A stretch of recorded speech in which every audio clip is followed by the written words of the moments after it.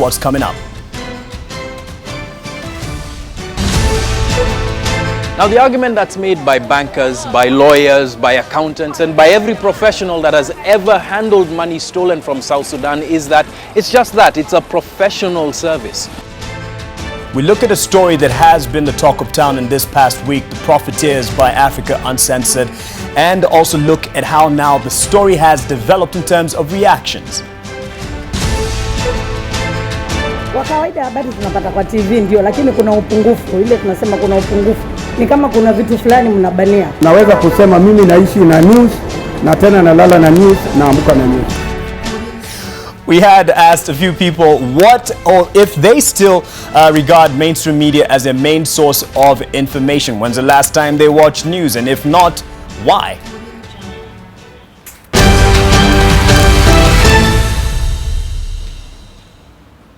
Welcome to Press Pass. Let me introduce you to my panel. Right next to me is a former colleague here at the Nation Media Group, John Allen Namo. He is an investigative reporter now at Africa Uncensored. Has been there for a while now, doing a lot of good work, and you've seen the Profiteers. We'll be talking about that later on in the program. Next to him is Rose Lucalo. She's a media consultant and trainer. Will be telling me where I do my job wrong and where my counterparts have also kind of missed the mark there and dropped the ball in their duties. Next to her is a veteran journalist, John Gashie, and also a regional policy analyst, and has been very keen on the story of South Sudan over the years, has worked and trained journalists in South Sudan, and has a lot to tell us about the wider context and the other stories that we can and need to tell about South Sudan. And next to him is Sarah Bakata, associate editor of the international desk here at The East African, and has also been very keen on the South Sudan story since 2003 at least. This is at least what her boss says about her. I guess she was looking through your CV, but she'll be sharing more about the knowledge she has and from a journalist's perspective. As mentioned earlier, we asked people, and this was inspired by actually one of the columnists, that former columnist at Daily Nation, that is Raz Nawara. She posted not too long ago saying that she actually switched off. She hasn't been watching, and many people responded to a tweet saying, yes, I stopped watching news, I stopped buying newspapers. And so, hey, we decided let's pick from this and ask a few people from around the country if they still go to mainstream media, whether it's broadcast or print media, as a main source of news, and if not, why? Let's listen in. Mimi napenda kuwatch mainstream media kwa sababu venye wanapeana news, I feel like they give it the real thing venye ime happen. Mara mingi social media huwezi tegemea sana. For example, ukipata kitu Facebook and those are the social media forums, hawapeani news venye ime happen vizuri. Media has become a main source of news for confirmation of the news that we normally see or maybe watch through the social media, or things that are reported by the so-called citizen journalism. So through that, the mainstream media has become a source of confirmation of some of the news that we hear coming from different sources that are not very much reliable. Napenda media sana kwa sababu media wanatuambia mambo ya ukweli. Kama rais yako mahali, kama kuna scandal mahali, kama kuna sherehe mahali, nafurahia sana. Kwa hivyo naweza rate news. Hasa wanahabari na wapongeza sana sana sana kwa kazi yenye wanafanya. I'm relying on them because I want to be updated with daily events like politics, like sports. Like yesterday, and I not watch, I could not see Kenyans beat Ethiopia, so I watch news to get updated. Mimi huwa na watch NTV all the time kwa sababu mimi ni mwanabiashara wa hoteli. Kwa hivyo hata hoteli yangu nimeiweka NTV throughout, iko on ever. Napenda kuona news kwa TV, lakini kichelewa sana hali ya kikazi, mimi napenda kuona kwa YouTube. Habari tunapata kwa TV, tunapata kwa social media, lakini saa nyingine zinatofautiana. Unaweza kupata kwa mfano kama kwa ajali, kwa TV tunaambiwa ni watu 50, kwa social media tunaambiwa ni 55, so tunakanganyika, tunakosa kujua ukweli uko wapi. Yes, kuna ile unakuwa na morali, unasema nimeona news fulani, umesikia tetesi kuna news fulani usiku saa 1. Leo mchana unakuwa na ile morali usiku wa kuangalia ile news. But ikifika ile saa 1 unapata zile vitu ulikuwa unatarajia, maybe kuna tofauti kidogo imepitana pale. So ukiingia kwa internet unapata tofauti, ukiingia kwa news unapata tofauti. Kwa kusema kweli mainstream media inatupatia habari sawa sawa, na tukiangalia social media tunapata ya kuwa haijafika maeneo mengine, hasa tukisema sehemu za Turukana, tukisema sehemu za Mandera, Kwale na kwingineko. Tunapata ya kuwa mainstream media ni kitu ina splash na pia inaonekana kila mahali. To me, news is like a daily food that I have to feed on, so to speak, because I watched news yesterday at night, in the morning when I was leaving. I watched news so that I can be able to confirm what's happening, what's going on in the country. Niliwatch news juzi ya saa 1.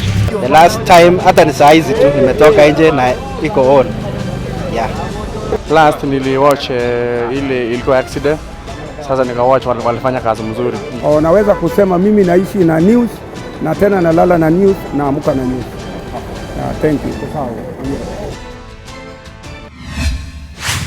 So let's get some reactions as they were listening. And Sarah Bakata, what do you have to say in terms of where people go to for now information and news on what's happening? Do you think we're losing a grip? Or it's changing times?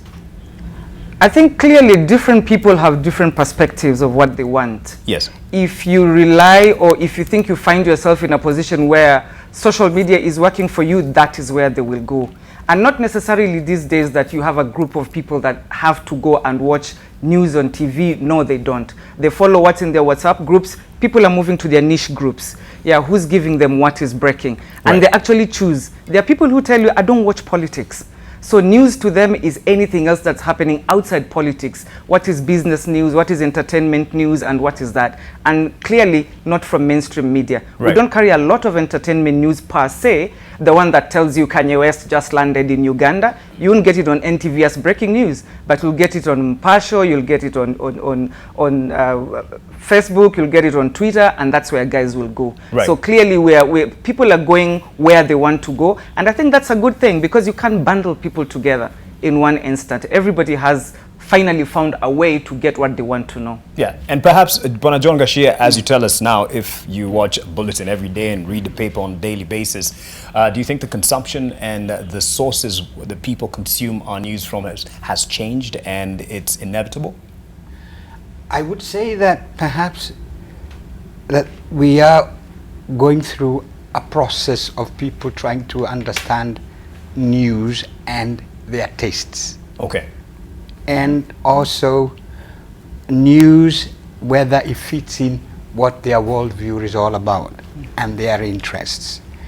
But as perhaps we've heard from a lot of the people that the voice box that you did here, there is something that was quite clear. People wanted confirmation, wanted verification. Yes. Wanted trust, the question of trust.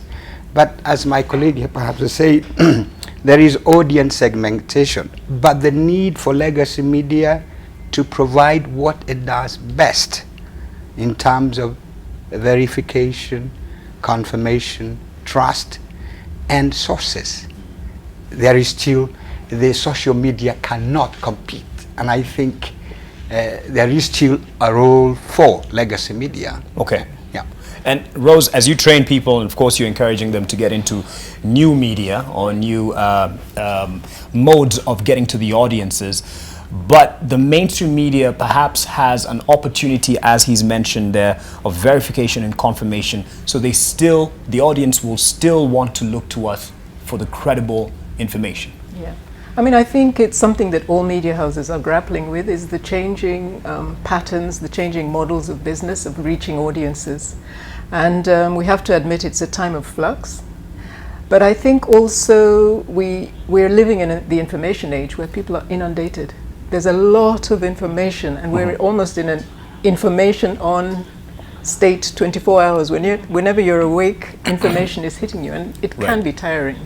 So I think these are factors that we have to take care of, to be cognizant of, and really just to work to understand what new role legacy media, where will we fit, and how to monetize it, I guess. Yes. Yeah. And John Allen Namu, you were part of legacy media, or mainstream you'd call it, and now you've branched off, you're independent as Africa Uncensored. The platforms that you use to get your projects out there are not necessarily what you used to use while you were with us. How is it working for you? Well, it's working well. I'd say that with the most recent example, it would be like a good example, but a bit of an outlier, given the response. But nonetheless, speaking more widely about people's use of different platforms to get news out, it's working well. People are responding. And just as everybody has said here, they know what they're coming to us for.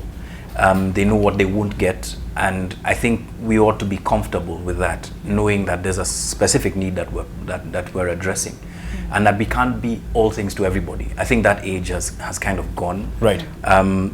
Speaking more widely to the point on legacy media, it's with almost every industry that has been disrupted. The future perhaps will not be in trying to compete with all of these streams of information. Information has been democratized. Perhaps the future will be in terms of trying to manage certain processes, as has been given as examples, training, verification, that sort of thing. Right. And now tell us, as we get into the main focus of the day, because there has been a lot of focus and response to something that initially was meant to air on KTN News last Sunday.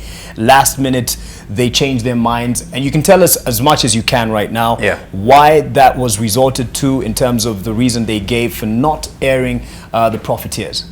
So, very late on Sunday afternoon, I got a text message from one of their producers saying that they wouldn't be running the documentary. Yes. And of course, I, in panic, went and asked why. Eventually, what emerged was that they were nervous about certain segments of the documentary where they felt that we had given, whereas we had given people who we had laid certain allegations, leveled certain allegations against, an opportunity to respond, that we should give them a further opportunity to respond. Our point of view was that we would not treat certain people as sacred cows. Yes. And we would proceed with the documentary. And I think, to be fair, the way we handled it, and I think the way also KTN have handled it so far is the way things should be handled. If you have a disagreement on points that you feel are very close to your heart, then you should have the room to be able to disagree. Okay. And to be able to publish. On some editorial grounds. Yeah. But then, Rose, how it played out, in an attempt, perhaps whoever managed to convince the editorial team not to air it on KTN News, it then got even more traction. It was shared on YouTube. People were sharing it on their WhatsApp groups. And this is telling about when information needs to get out there, it will get out there. It's out. It's like water. It'll find its way out. And I think actually when information reaches public that something was suppressed, somebody tried to suppress or wouldn't touch, it's almost like advertising it. Yes. And I think we've seen this through the years, from the years of censorship and closed press and all that. We've seen it. Information always gets out by any means. And now we're in the digital era. There's so many ways for it to get out. I mean, it's not even like it's not even difficult anymore. Yes. So I'm not surprised actually that it received that much traction. But are you surprised at the attempts to perhaps have it, shut down, not aired on national television, given what you know with the background and the sensitivity of the matter? I wasn't surprised. I would say that I was surprised that KTN were willing to go that route. So when I saw the promo, I said to myself, okay, let's see how this plays out. Because with the benefit of hindsight and also the background is that, remember, the affiliation, the networking, and the causing up, and then business networks and affiliations between the elite in Kenya and in South Sudan, at whatever level, be it at the government level, at the opposition side, and at the in South Sudan, the elite is so splintered and so divided and divisive, but they still have a fairly interesting connection with the elite in Eastern Africa.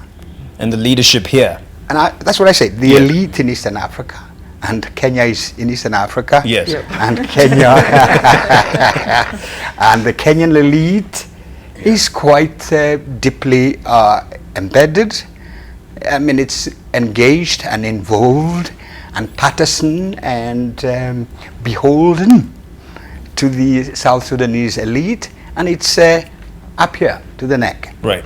In terms of money, in terms of business, in terms of political affiliation. Right. And the same applies to Uganda, the same applies to Sudan, the same applies to Ethiopia. But what's the difference here, if I may, just to interrupt? This is a story by the Daily Nation. I'm sure the East African has done this story as well. And this was on June 14th of this year. And this, of course, with the heading there, U.S. calls for crackdown on South Sudan war money invested in Kenya. And you have the names that were put in this particular story as South Sudanese President Salva Kiir and also the leader Riek Machar, the rebel leader. Then he was quoted as that. Of course, right now we know his position has changed given the latest appointment. They gave the names in this report. We gave the names. What was so different in this instance? I don't think there was any difference at all. In fact, the shocking thing is that KTN actually refused to air that story, and yet everything what John Allen Namu has said is in the public. Everything. Up to a UN resolution, sanctions. Malone was one of the 6 generals mentioned in the UN sanctions, even by the US. So there was absolutely nothing new. And I think the shocking bit was that I think KTN, going by what they did, not wanting that thing to be aired, they thought nobody would actually be interested. But just like what Mr. Gashia mentioned to me before the program started, one thing they forgot is that South Sudan is an integral part of Kenya today as we speak, not just Nairobi, everywhere. South Sudanese are everywhere, and South Sudanese know Kenya is basically their second home. Right. Everything that has happened in South Sudan has passed through Kenya. Okay. Starting from the peace process to their businesses, their children going to school. And what he says, the elite in South Sudan is totally connected to the elite in Kenya. Political elite, business elite, and every kind of elite is here. So there was really nothing new. I see Namu wanting to respond. Real quick, before I take a break, my director says I need to take one. What your target when you started this project in May, did you achieve it? What was your aim? My aim essentially was to lay bare some of the contradictions that we have in this country and in the region with respect to saying one thing about a peace process in South Sudan and acting completely differently at one level, right? So on that political level, I think it was important for us to speak very plainly about what's going on and the complicity of the region.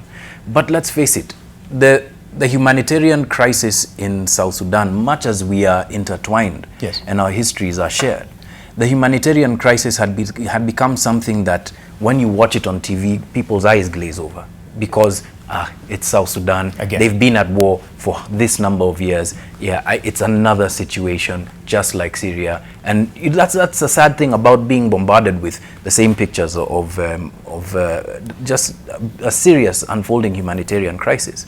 So for me, the goal was to show people that this crisis, these deaths, this war has a direct correlation with how things are happening in the region. Right. And I think to a certain extent we did achieve that goal. Yes. I feel like there's a lot more that could have been said.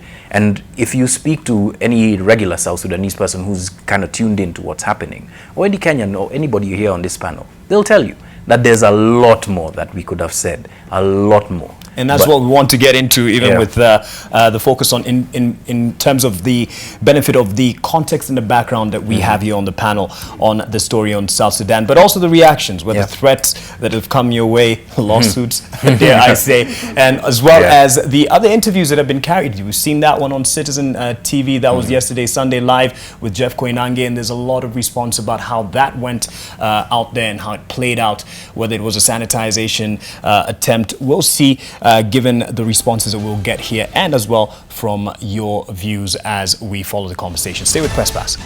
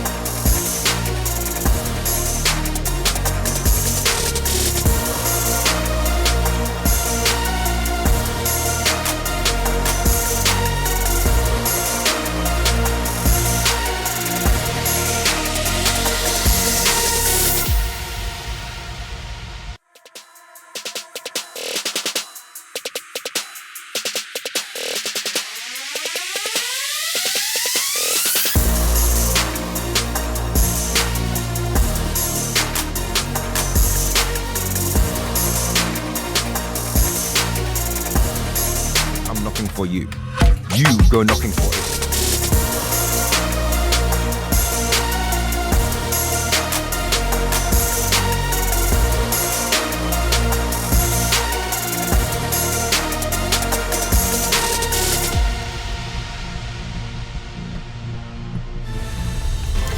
Welcome back to Press Pass. A week after the Profiteers, well, just under a week after the Profiteers series by Africa Uncensored was published, well, you're getting really good publicity from this. John, he's smiling, he's grinning. Well, Citizen TV's Jeff Koinange hosted one of the main characters or the subjects in the investigative piece.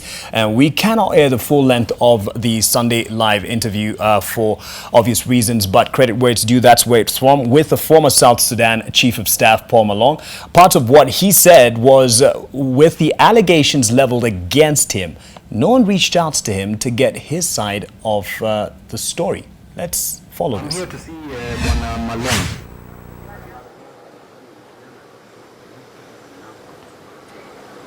Habari yako saa? Mzuri sana. Kwa salama? Kwa chonjo? Mambo vipi? Salama kabisa. Niambie. Mimi naitwa Namu, I'm a journalist. Okay. Hala Namu ama? Ndio. Okay. So I'd like to interview Mr. Malone. Okay. Yes. Ulikuwa na sina appointment na yeye. Okay. Yeah. Labda utasubiri kwa gari kidogo. Niongee naye. Okay. Sawa, no problem. Sawa sawa. Haya. Okay.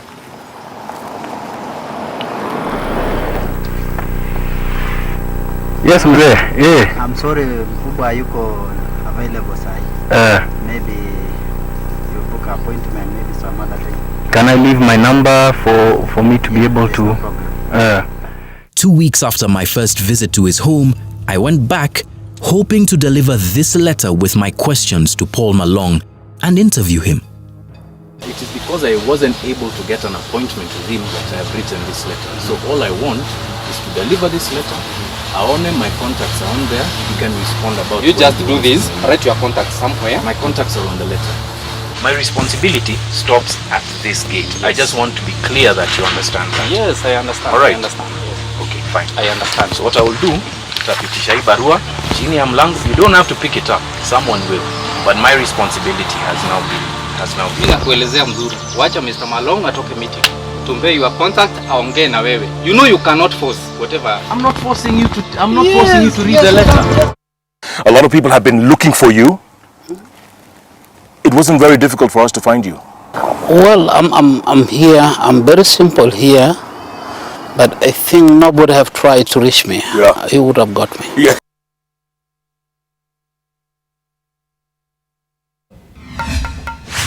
The camera should be on Namu because he's laughing. He's laughing as he heard that because, I mean, your reaction first of all to this and what you saw play out in that interview. In that interview.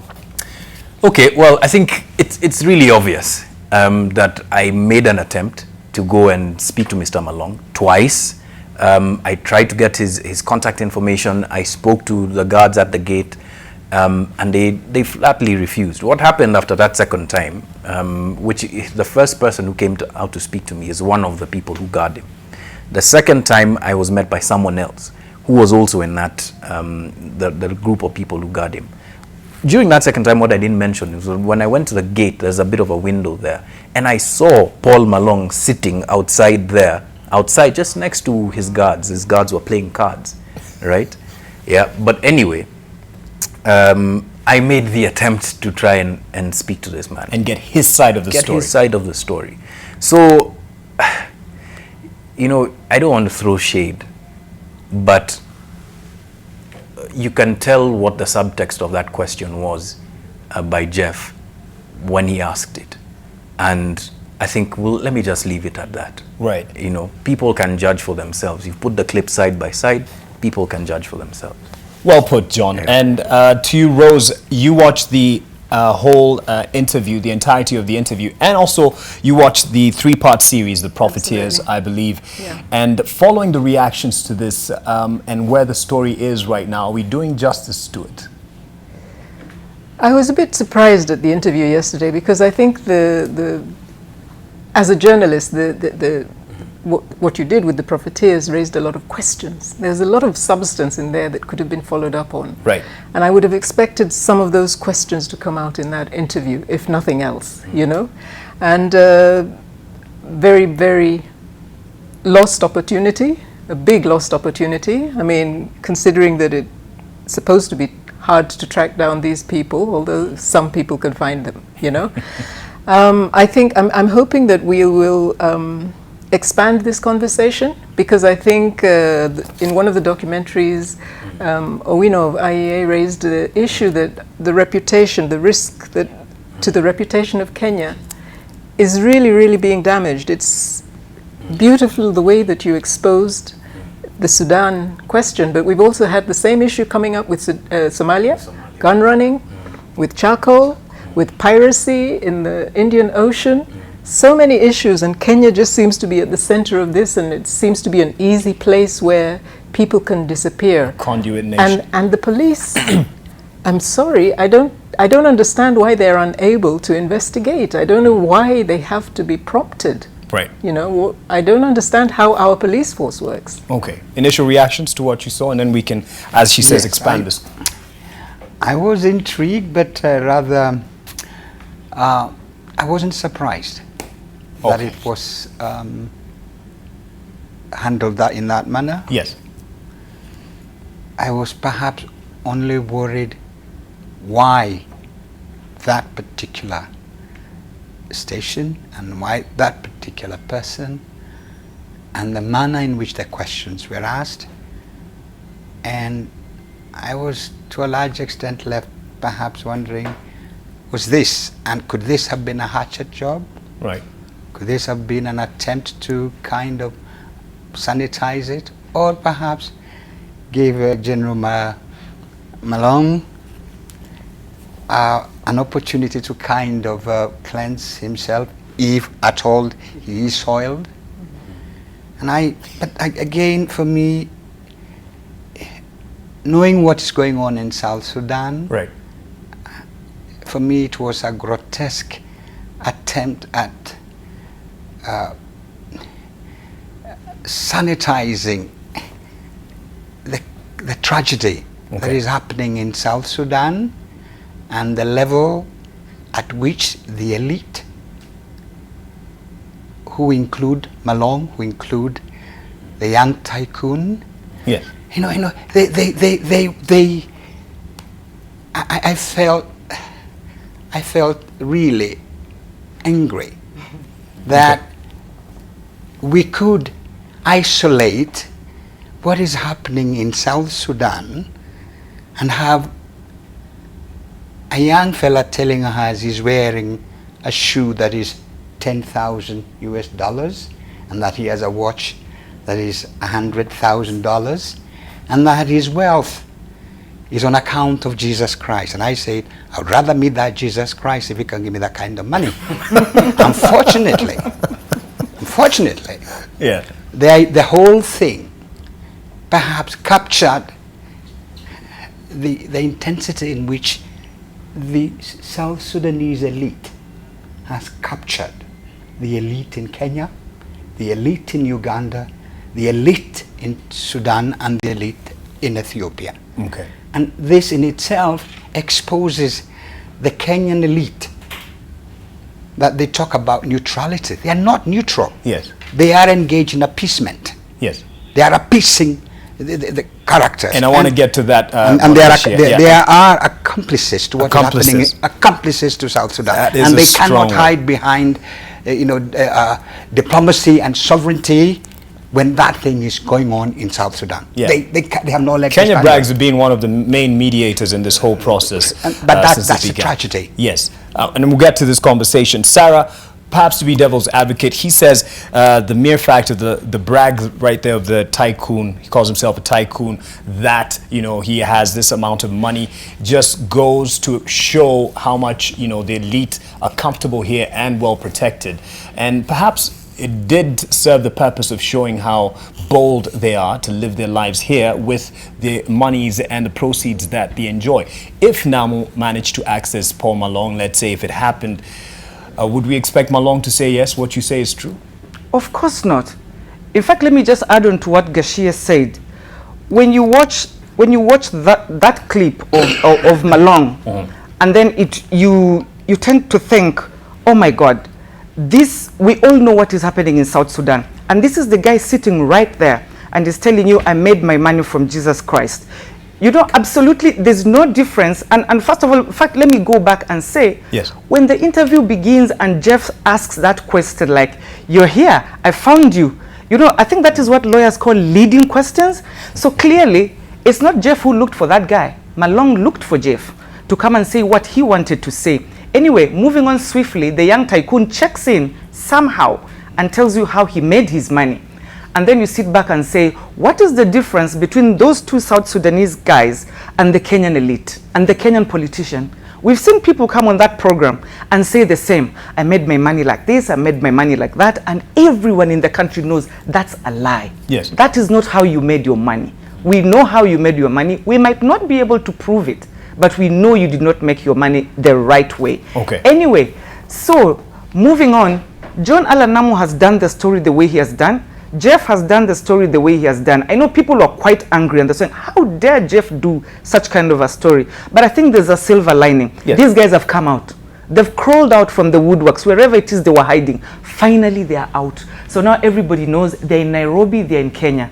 And the young tycoon said something that really caught my attention because he was asked, so you like the media, you like being famous? He said, I'm already famous. I like being in the media. Let them come. Okay. I think that will be his own downfall because from there, he'll be out now like, okay, now people know me, now I can do whatever I want. And Kenyans, that was not the first time we'd seen him. Yes. Even on Facebook or whatever he posted, that video that he posted. Yeah, floating in money. That was not the first time. We see them every day on the streets of Nairobi, Monday to Monday, with their huge fuel guzzlers, driving around in posh clubs everywhere. Kenyans know these things, and they know very well that is not real money. Okay. That money has come from somebody's suffering. Yes. And finally, these guys are out there. I think that is the silver lining. They are here, right, and somebody will get them. Let's say, I think early this month, there was something that was happening in South Africa, if you remember, about the state capture by the Gupta family. Yep. The elite in South Sudan has captured the elite in Kenya, the elite in Uganda, the elite in Ethiopia.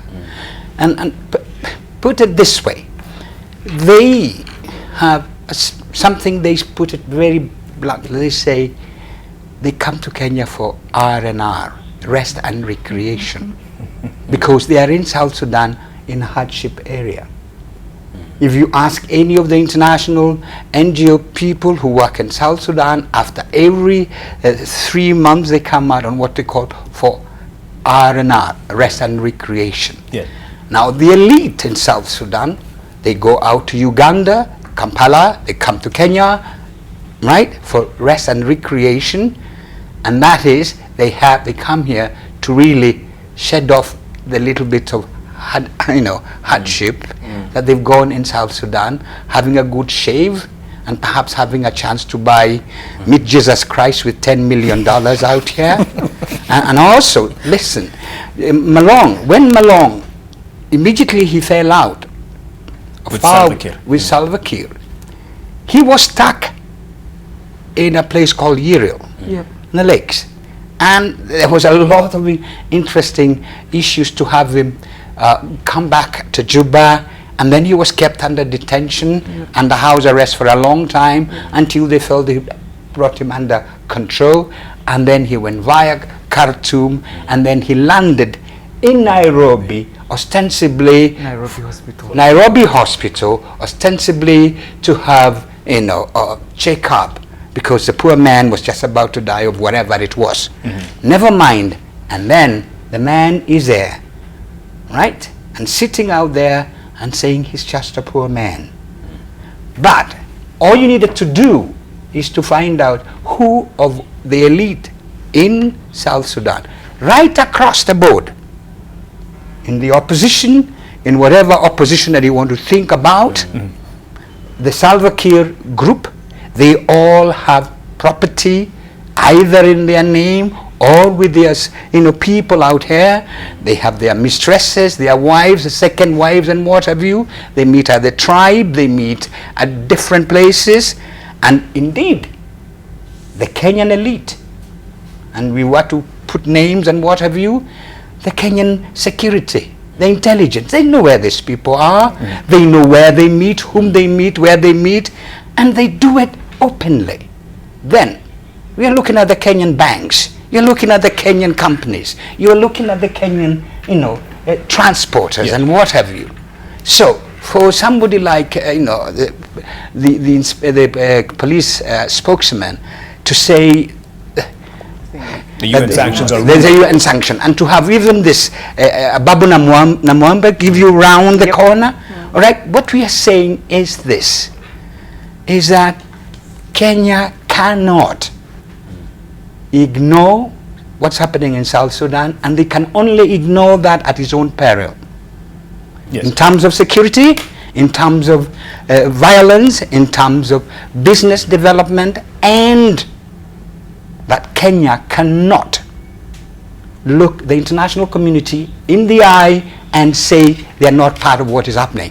Right. They are, as indeed they are, would we want to call Kenya an accomplice? Uganda is an accomplice, Kenya is an accomplice, Sudan is an accomplice, Ethiopia is an accomplice to what is happening in South Sudan. Larger, China, right, and a lot of other countries. Right. And here we are talking about helping South Sudan get into the peace process. It can never really work out, because every of all these elite in South Sudan that is fractious to the core, right? And this is from Salva Kiir right across. Okay. They have no moral credibility and authority to sit here and tell us. And perhaps Kenya cannot hide behind neutrality. Is this an angle we need to pursue more before I take another break, John? Because in terms of the aspect that Kenya is aiding what's happening in South Sudan, and how we can call this out and put it out there. Most definitely. I think there's things that have been said here that resonate very deeply with what we were trying to do in the documentary. First of all, the complicity. I think people don't understand just the kind of humanitarian crisis that exists in South Sudan today. People are starving, they're dying out of man-made wars, principally by the people who are here You understand? The people who are living it up, living lives that the average Kenyan cannot afford. Are they pulling strings from here? Of course they are. Yeah. Of course they are. I mean, ask yourself this question. If Paul Malone, who's considered, even by that fractious elite, who's considered as a spoiler in the peace process, who was considered as a person who embezzled money, accused obviously by someone who's just as complicit, right? Who has a rebel movement with a Twitter account to boot. Yep. That is a brand new rebel movement. Exactly. That's been trolling me for like a week now, right? This guy is here. He's a rebel leader, accused of some of the worst crimes that have ever been put in statute books. But he lives in the leafiest suburb in Nairobi. Protected by our own security. If that is not complicity, you tell me what is. All right. Kibi Eliud says, kindly ask John Allen Namu if he has received threats from the powers that be, or what reaction he has received from this. This is just a quick question. Yeah. Could you respond to that? Silence. That's been the response. Silence. Silence. From this government, apart from the people that we interviewed, silence. And I'll tell you why. It's because they're hoping that the news cycle will kind of just chug on and we forget what's going on. And that's become the refrain for anything that is difficult or sensitive to deal with. It's silence. And that's the unfortunate thing about what happens in this country. You have very serious issues that affect the common person, but silence is the way it's dealt with. And because we deal with it by using silence, we're never going to be able to resolve things. There's something that John said that I think should not be lost here.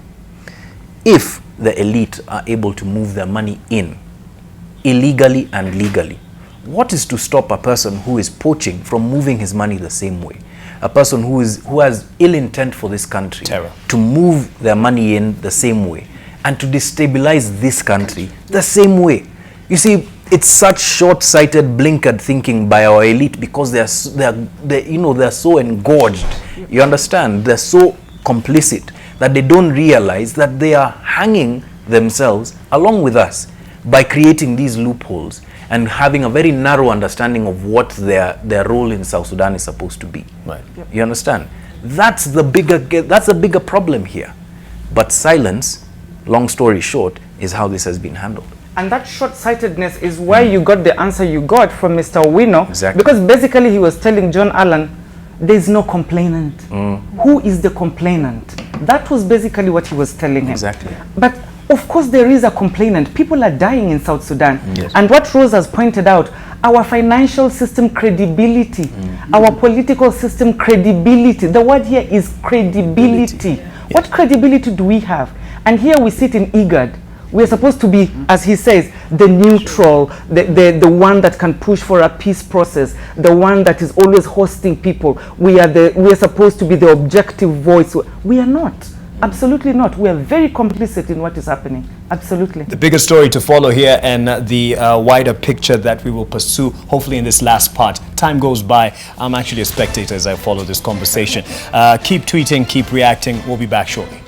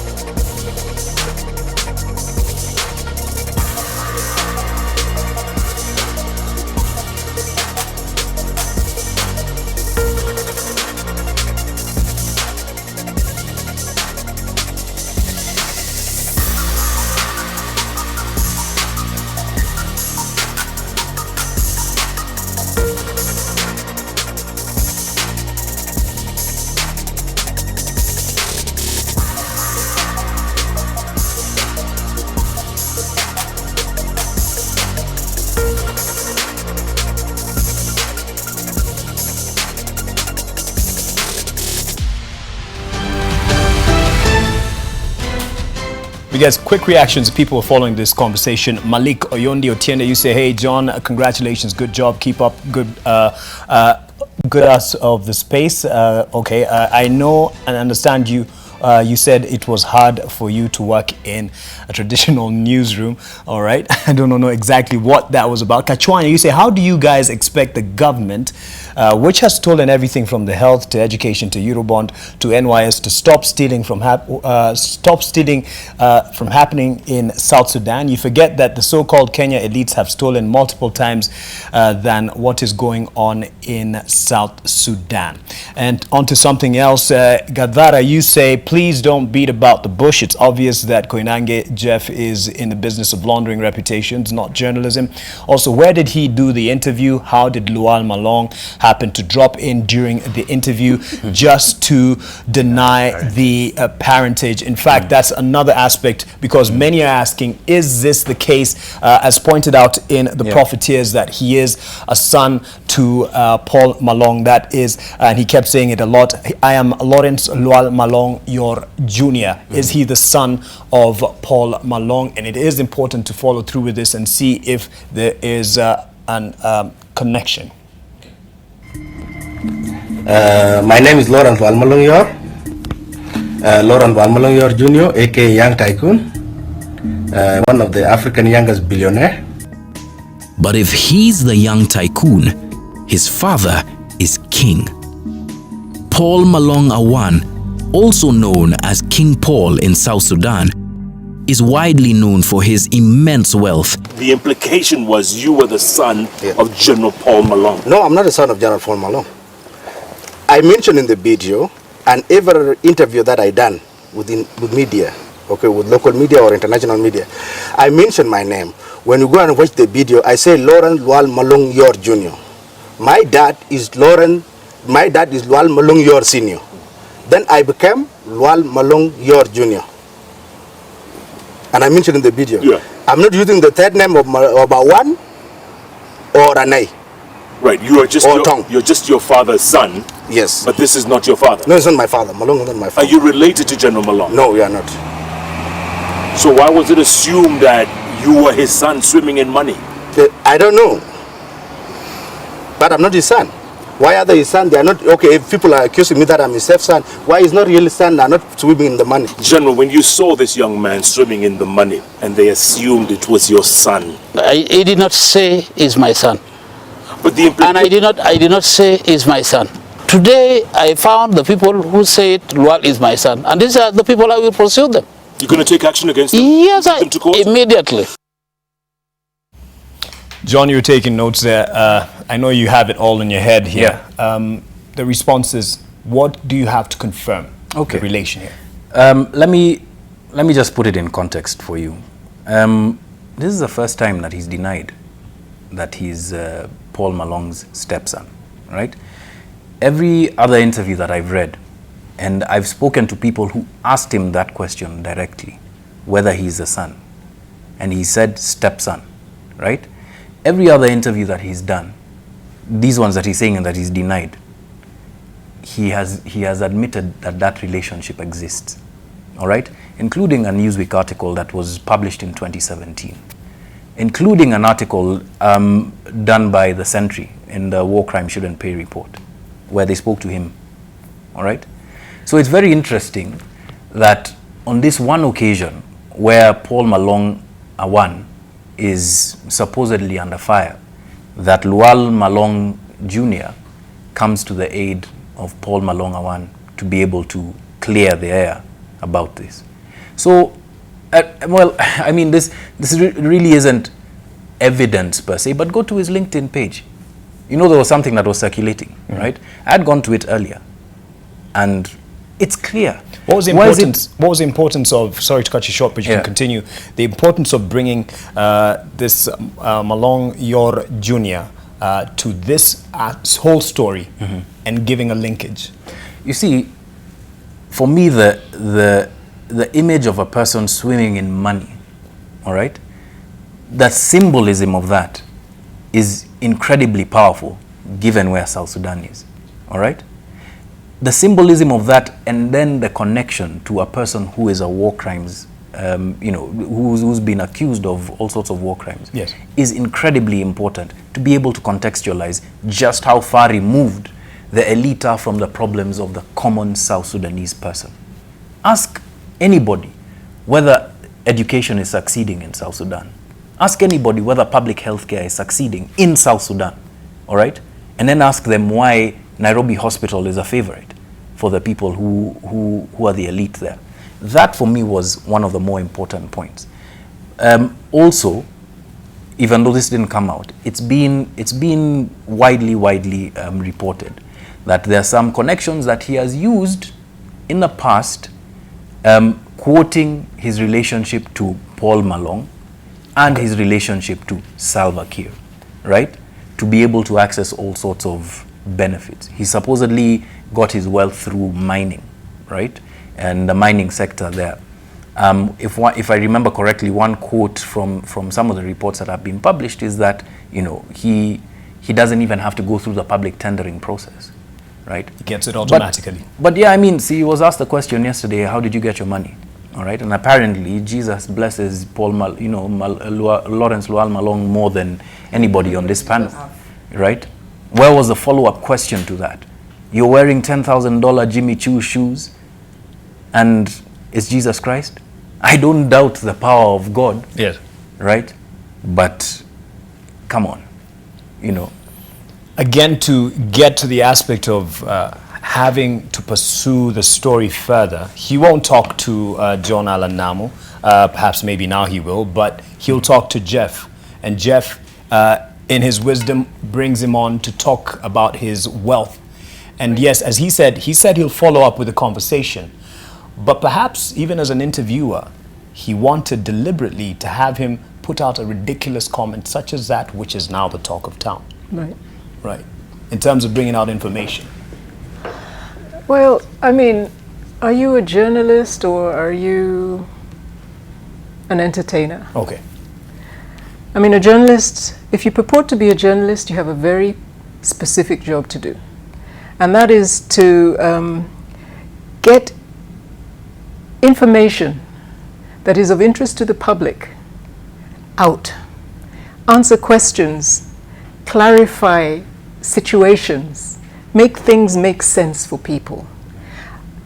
That interview comes on the heels of the launch of a lovely documentary that raises 1,000 questions. Yes. 1,000. I mean, I think 1,000 directions you could go in from that.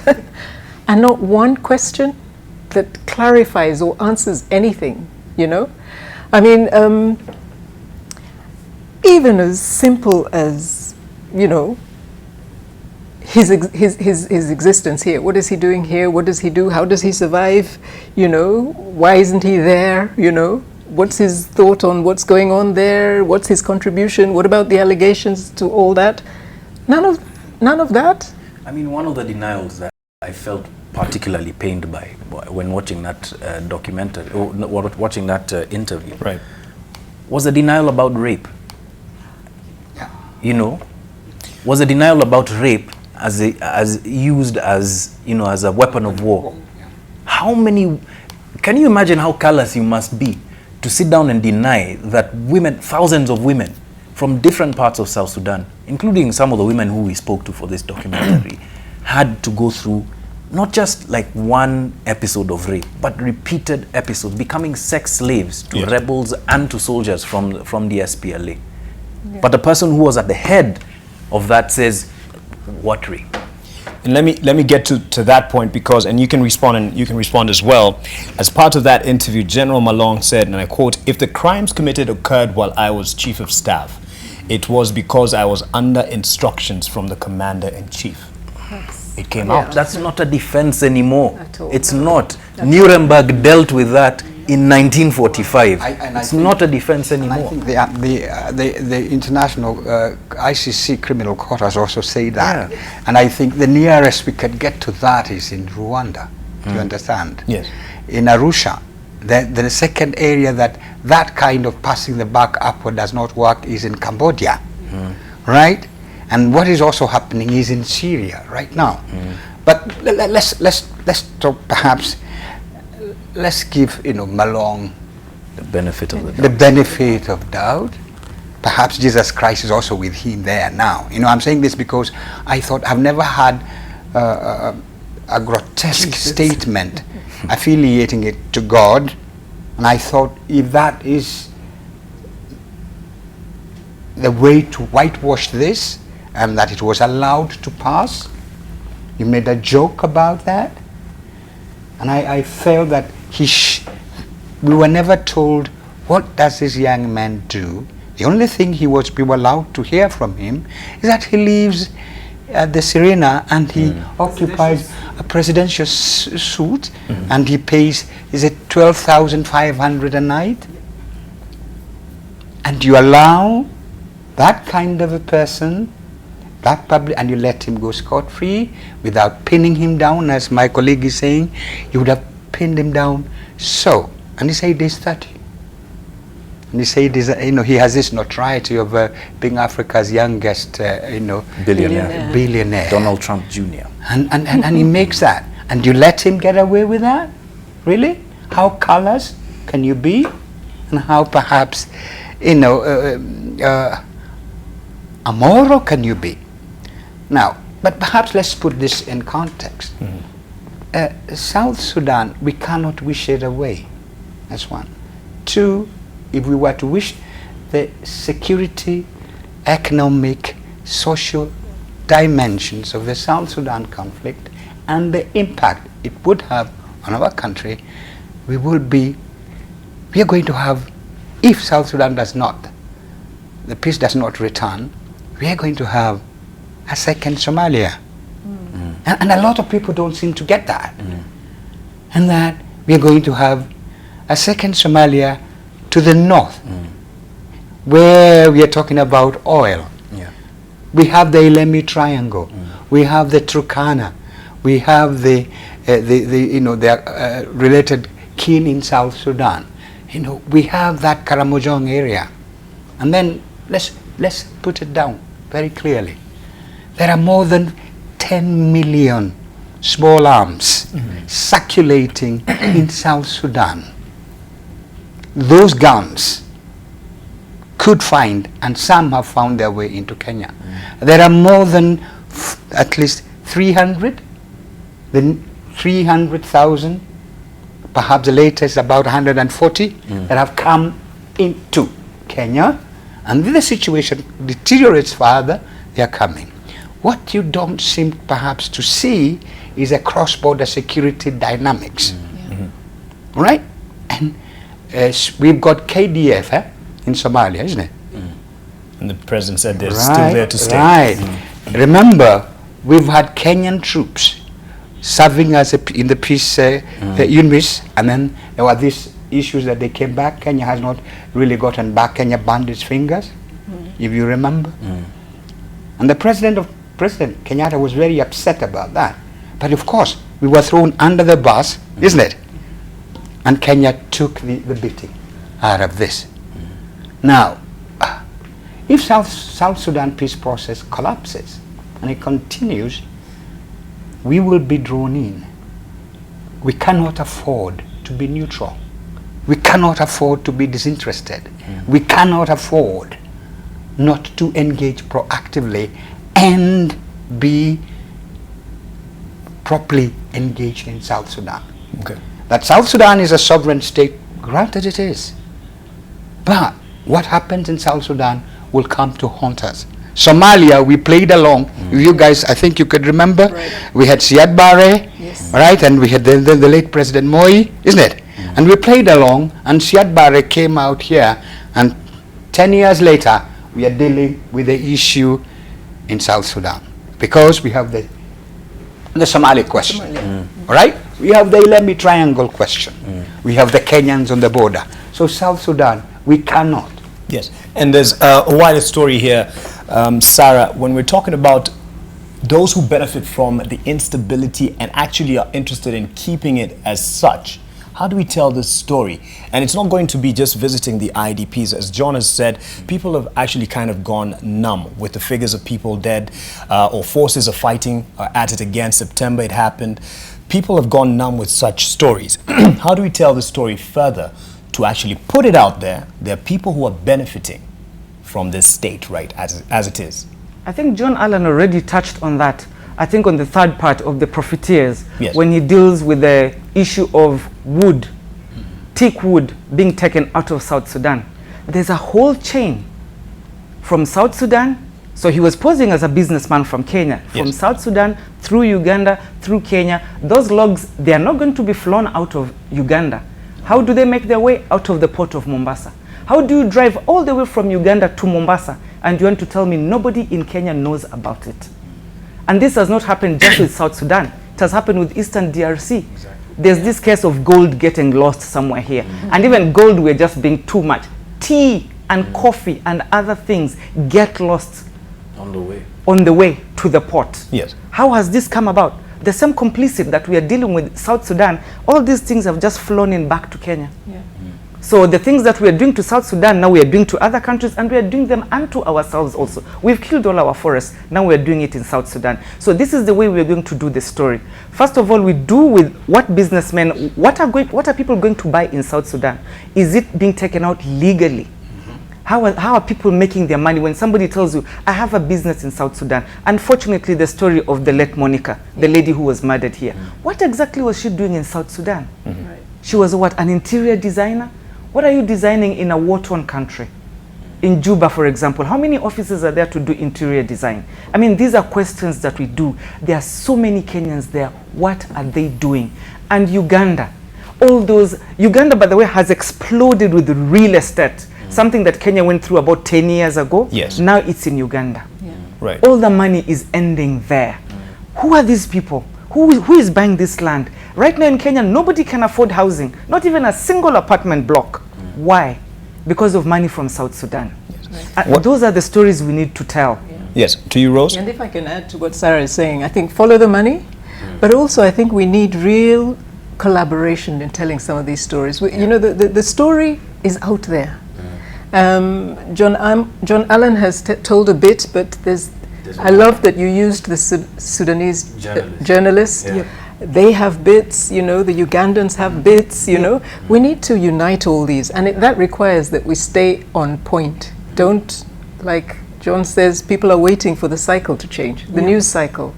We can't afford, I mean, we have to pick a few stories and stick with them, run with them, tell them thoroughly, until they make sense and they're exposed.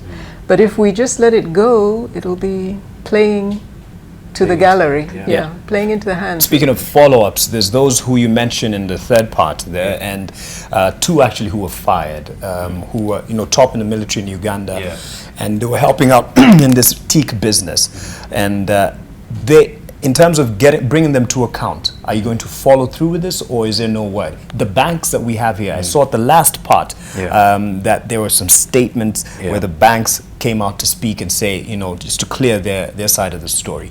How are we going to follow this through? I think, again, it's really just to keep on making the same point, that if there are people who are politically exposed, that banks have certain procedures in terms of due diligence, know your customer.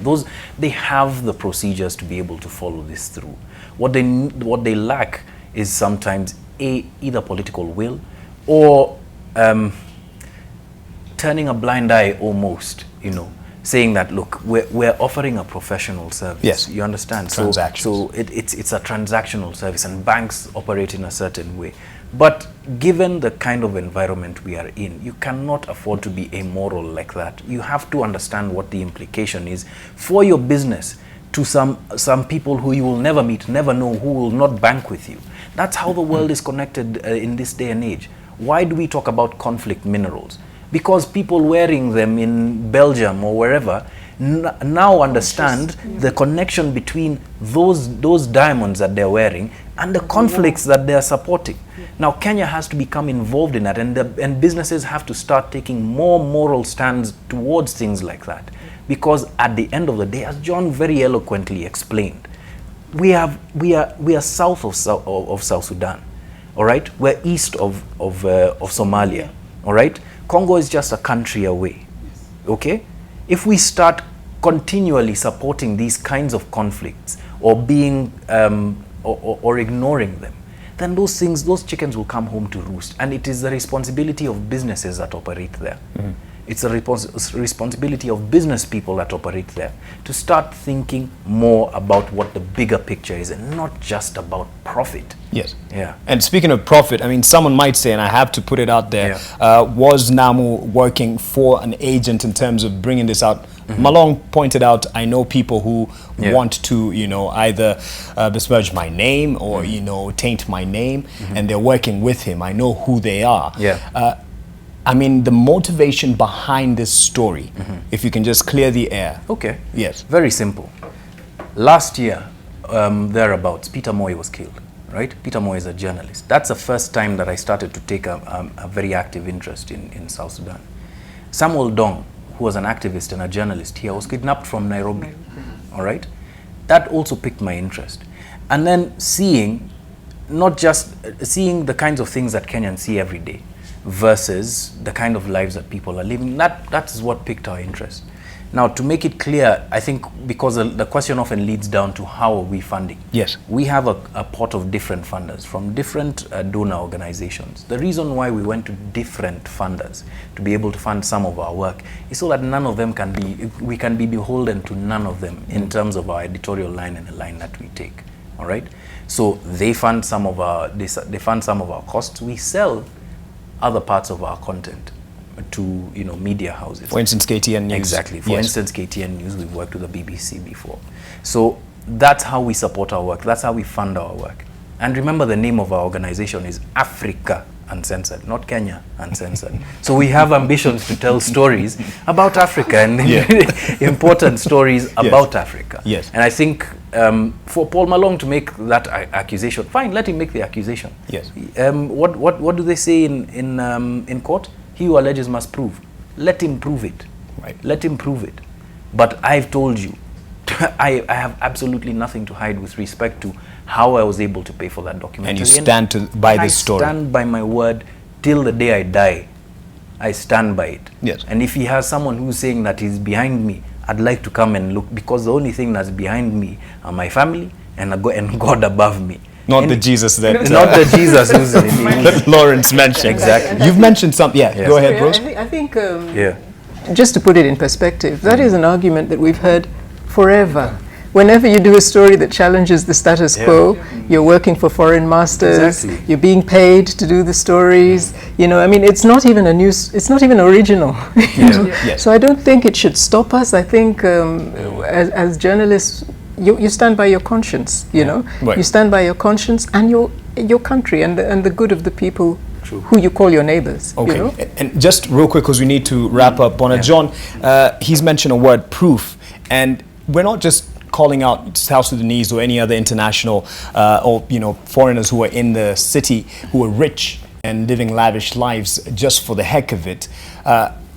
If indeed there is proof, how do we come out to prove what the UN sanctions have against these leaders, the Salva Kiirs, the Paul Malones? How do we... John did an attempt there, but still there's, you know, people saying these are rumors. How else do we go about this story?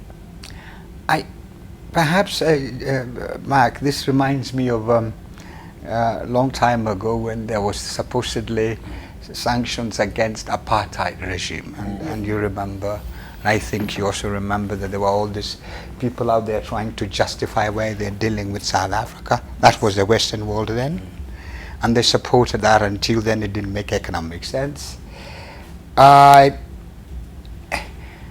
Would and should we not highlight what is happening in South Sudan? What John did is a fact that there's a tragedy of biblical proportion going on in South Sudan. A population of about possibly between 10 and 12, half that population has already disappeared. Half of that 3 million are in displaced camps in swamps and what have you. The other half is in Kenya, Uganda, Ethiopia, and what have you, 7 years after independence.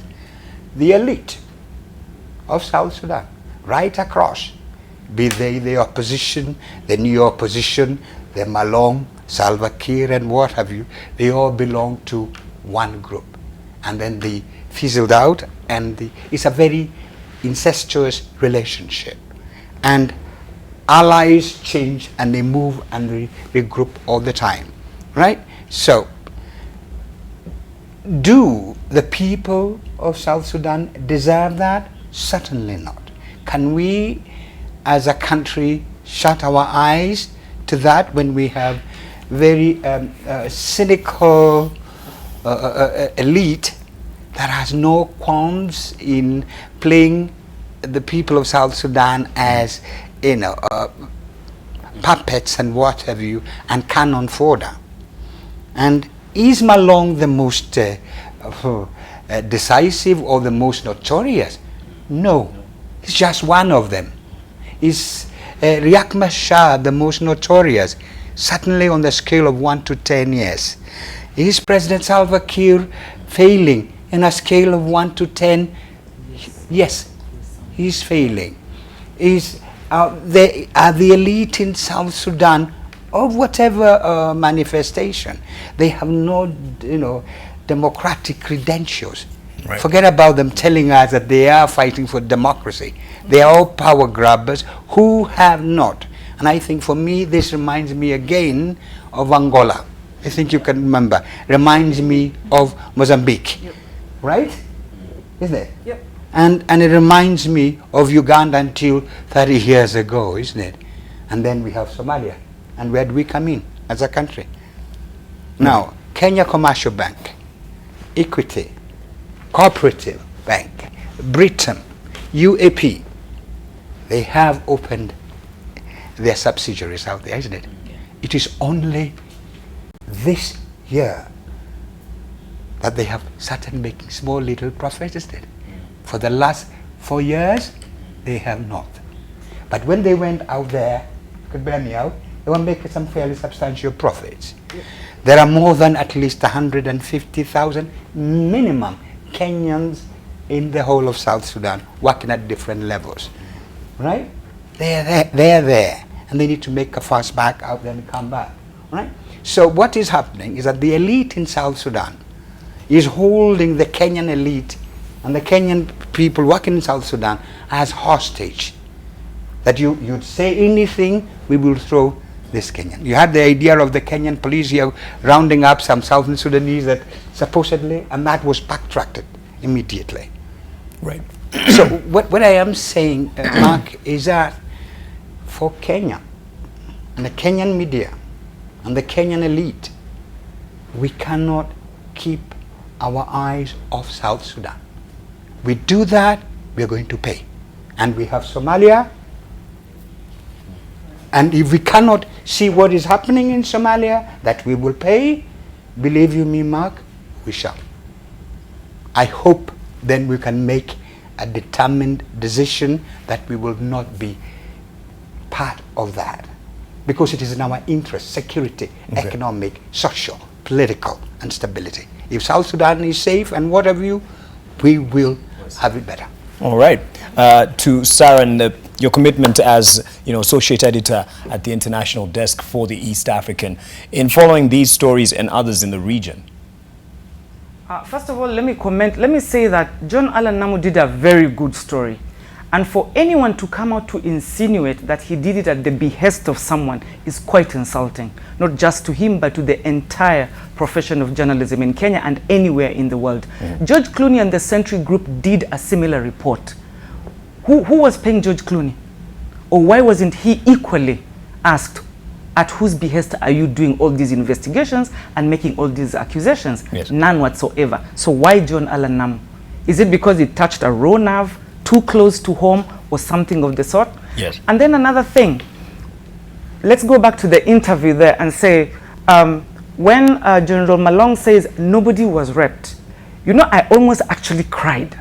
And I said, this comes barely 2 weeks after, I know everyone remembers the Nobel Peace Prize, and it was won by the Congolese gynecologist. Yes.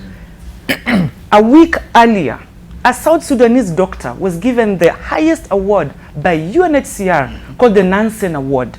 This guy from 1997 has been operating a makeshift hospital all around North and South Sudan. He came in and has been living with the refugees, IDPs, anywhere, absolutely, with absolutely no provisions. And is catering for everyone. And here is somebody swimming in money, and then he's saying, why are you just looking at my evil side, and I give money to Red Cross and the church and the what? Where is that money in South Sudan? There's absolutely no one working in South Sudan. Everybody is dependent on the one God that is not helping them, giving them money, but is giving this guy money. Yes. It's absolutely insulting, Right. watching that interview and the way it was conducted. And then another thing I'd say, now the story of this doctor is the way now we need to tell the story of South Sudan by following particular people who are in there, outside what he's calling the elite group. What is everybody else inside South Sudan doing, helping the normal, ordinary people? Yes. International organizations, they're having serious trouble. Everybody knows the number of people who've been killed in South Sudan, international workers, aid workers, and nobody is talking about that. Absolutely, I've never heard even the Kenyan government comment on that, Right. except maybe when a Kenyan is involved. But we forget that there are people out there. I mean, it's absolutely sad. And this story, and I remember earlier on he asked me, this the East African doesn't follow as much, and I told him, no, we do actually. We do. It's only that there's hardly much going on. And by the way, the East African is not even being sold the physical copy. In Juba, we are not allowed. But of course, they read us online, those who can. And you can imagine there are very few of them who actually are in a position to read a paper online. So we are actually not allowed in there, but somehow we get the stories and we follow them through all these other organizations. Fantastic people in South Sudan, Yes. doing very great work. And John Allen Namo is just picking up the story where us guys have left it, because we are following the peace process, we are following all these other international organizations, what they are doing. So we are doing our bit. We cover every single story.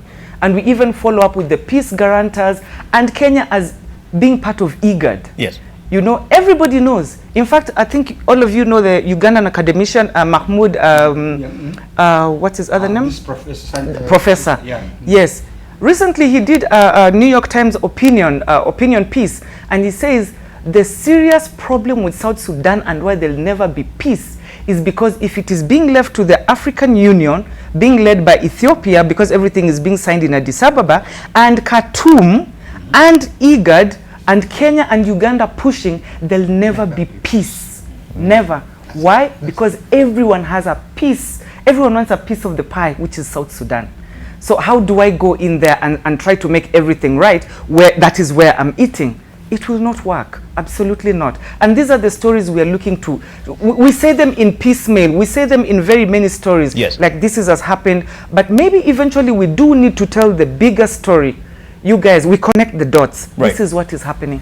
How many times are we going to sign a peace process, a peace agreement, accord after accord after accord, and nobody's being held accountable? In fact, just the other day, I think somebody wrote a piece and say there's almost like international paralysis, you know, where South Sudan is concerned. Yes. Nobody. There's the Troika. There's Norway, there's UK, there's the US. All of a sudden, they keep quiet for so long. And then all of a sudden, they stand and say, if you do not sign, we're going to put sanctions. You're sanctioning someone who has never left South Sudan. He doesn't need to rotate his money anywhere. He's using his money inside South Sudan. Or perhaps even in Kenya. Yeah, how will that work? As it's Yeah, been shown in that absolutely. piece. Yeah. Thank you for that. Real quick, Rose Lukalo, with your final comments as we go forward with this story, and then John. Yeah, I just want to really congratulate John Allen Namo again. I think you were talking earlier about proving facts. I think it's this thing that people keep telling journalists to prove things when we don't have the forensic tools, the job that the police are supposed to do, the investigative services are supposed to do, Interpol exists to do.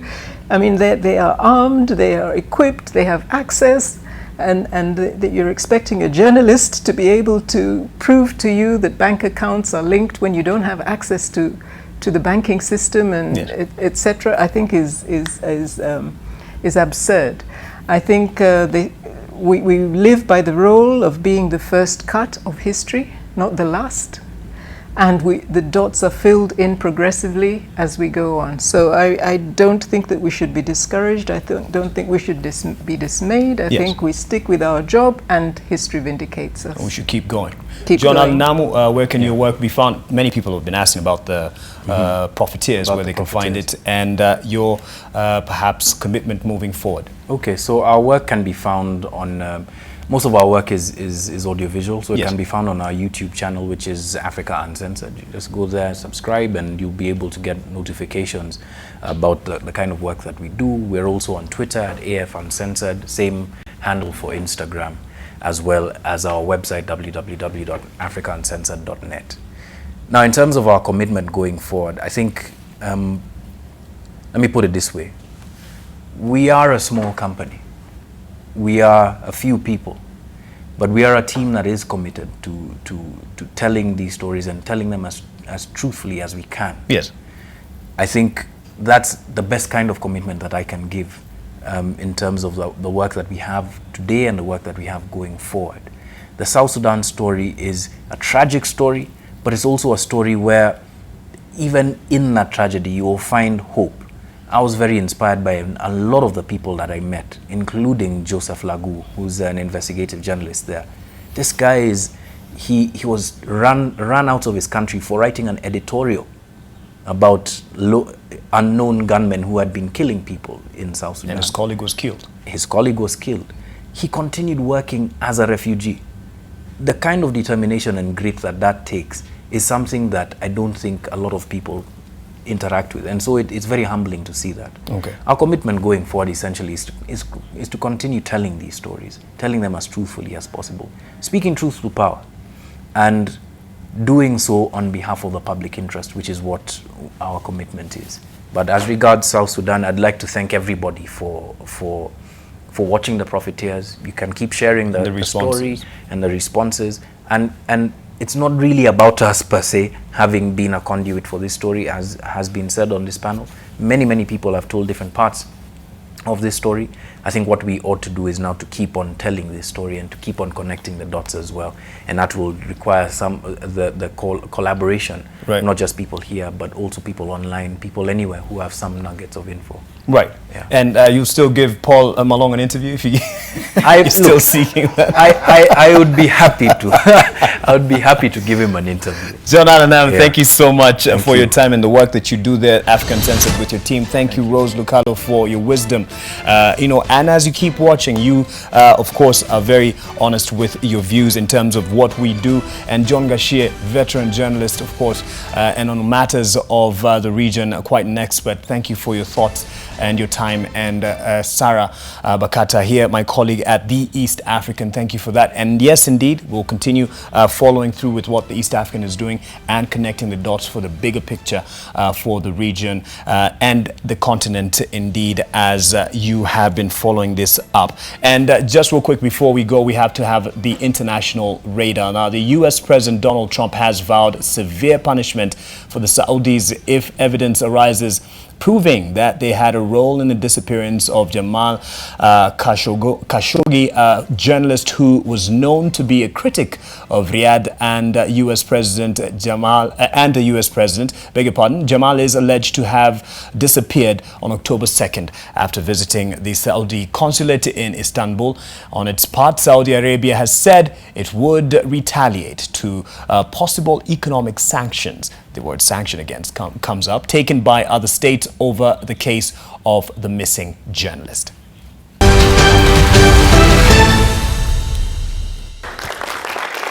President Donald Trump discussed Khashoggi's disappearance at a gathering on Saturday to welcome back the U.S. pastor who was released from a Turkish prison. Trump said the timing of the release of the U.S. pastor Andrew Branson was not related to the Khashoggi case. Khashoggi, a prominent critic of Riyadh and a U.S. resident, disappeared on October 2nd after visiting the Saudi consulate in Istanbul. Turkey's government believes he was deliberately killed inside the building and his body removed. President Trump said he would be viewing alleged recordings that indicate Khashoggi was tortured and killed at the Saudi consulate. Yes, we're going to be seeing it very soon. The US government is under pressure to help determine what happened to Khashoggi, with Republican and Democratic lawmakers alike demanding for firm action. There was already mounting concern over civilian deaths caused by a Saudi-led military coalition in Yemen's civil war, and some lawmakers have said Washington should block military sales to Riyadh if the allegations over Khashoggi are proven, a declaration President Trump is firmly opposed to. Well, there are many other things we could do, but when we take away $110 billion of purchases from our country, that hurts our workers, that hurts our factories, that hurts all of our companies. You know, you're talking about 500,000 jobs. On its part, the Saudi Arabian kingdom confirmed its categorical rejection of any threats and attempts to harm it by threatening to impose economic sanctions or the exercise of political pressure, stating that the Saudi economy is vital and influential in the global economy. A growing number of business figures and companies have said they will boycott an important investor conference dubbed Davos in the Desert in Saudi Arabia later this month in reaction to Khashoggi's disappearance. World Bank President Jin Yong Kim, English investor Richard Branson, and Uber's chief executive Dara Khosrow Shahi are among high-profile individuals who have cancelled their trips to Riyadh.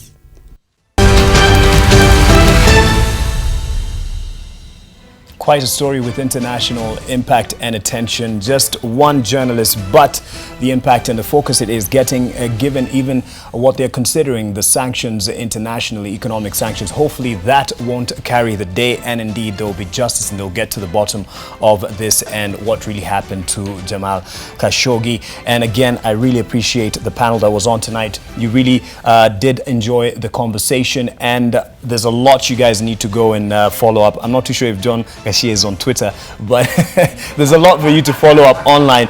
And I appreciate even the critiques that people write in. Robert Alai had you on once on the show. Hopefully we'll have you once again.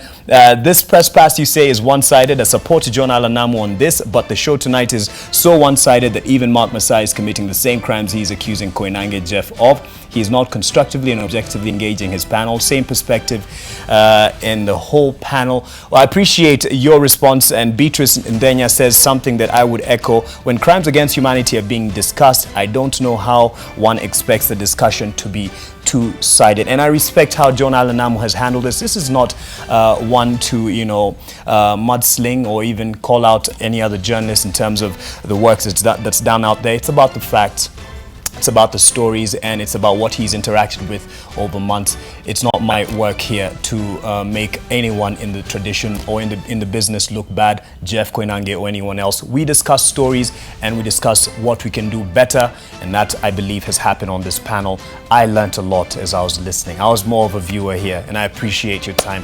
May you keep doing what you do for the service of your nation at the institutions that you represent, and as an individual as well. Thank you for watching and making it all the more worth it. John, why don't you bring your stuff here on NTV?